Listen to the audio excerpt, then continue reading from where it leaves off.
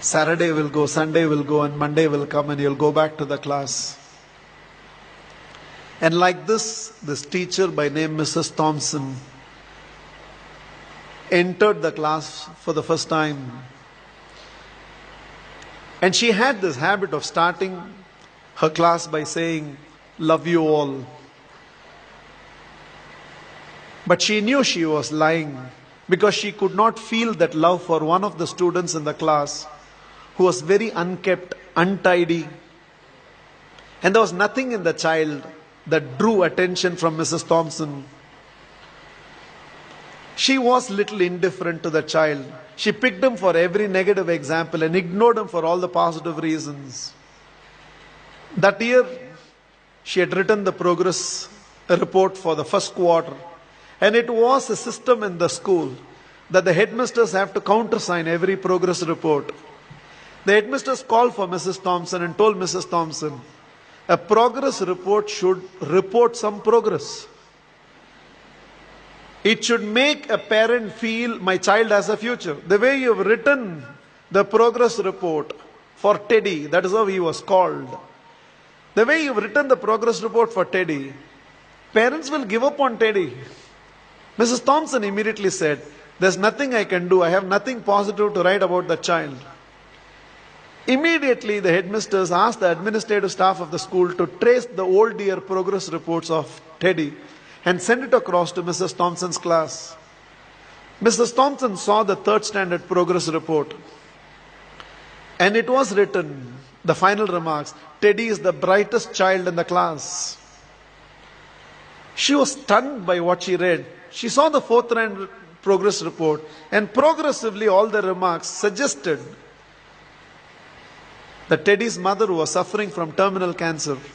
She is not able to give the attention she used to give to Teddy, and it's just beginning to show up on the performance of Teddy. The fifth standard progress report read, Teddy had lost his mother and along with that himself. He desperately needs help, otherwise we will lose this child.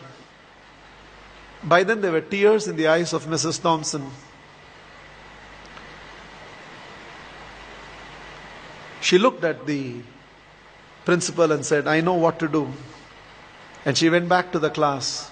Probably it was a Monday morning. She walked into the class and again from the dais of the class, looked at the class and said, love you all. But she knew she was lying. The love she was feeling for Teddy right now was far, far greater than the rest of the class. She decided that she is going to change her approach. For every positive reason, Teddy's name was called. There was no more a negative reference to the whole thing. The last day of the school came. All the children had brought some gifts for the teacher. There was only one gift which was wrapped up in an old newspaper. Somehow, the sense of a teacher, she knew that it must be from Teddy. She opened that first. A half-used perfume bottle and a bracelet from which a few stones had already fallen was there. The whole class laughed, knowing it was from Teddy. But without saying anything, Mrs. Thompson just took that half-used perfume bottle, sprayed it on her, wore that bracelet. With a quarter smile, it seems Teddy told, now you're smelling like my mother. This is the last perfume that she used before she left me. And this is what was removed from her body before she was taken into the coffin. 1 year later, end of the school, end of the year, there was a letter on Mrs. Thompson's table. I have seen few more teachers, but you're still the best teacher I've ever seen. With love, Teddy. Every year till the end of the year, Mrs. Thompson used to get this letter from Teddy. I've seen few more teachers, but you're the best teacher I've ever seen, Teddy. Years rolled by, they lost contact. Somewhere an agent traced Mrs. Thompson, who had retired by now, and handed over a letter. And the letter was signed, Dr. Theodore, PhD. Teddy had gone on to become a PhD. And the letter read, I have seen many more people in life, Mrs. Thompson, This is your Teddy. You're still the best teacher I've ever seen. I'm getting married. And I cannot dream of getting married without your presence. Along with that enclosed were to and fro flight tickets. Mrs. Thompson couldn't resist. She no more had the perfume bottle, but she still preserved the bracelet. She wore that and went to the church. She was trying to sit in the last row, but volunteers identified and ushered her right to the front row. And right in the front row, there was a seat with a placard written, Mother.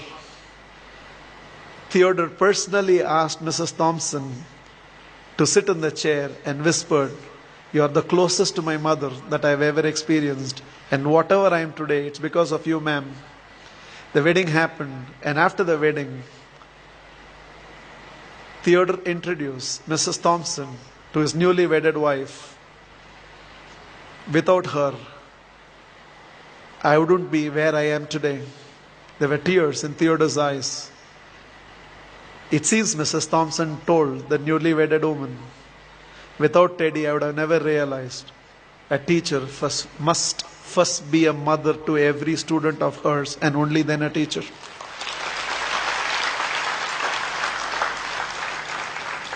This is just my request to all of you.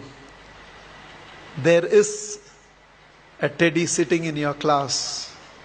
When you go back to your classroom on Monday morning, there is a Teddy in that class, and you can be that Mrs. Thompson. Please, on Monday, don't go back to the institutes as a teacher. Go back as a parent who can also be a teacher and be a turning point in the life of those children. You plus me. I believe we can build a new world.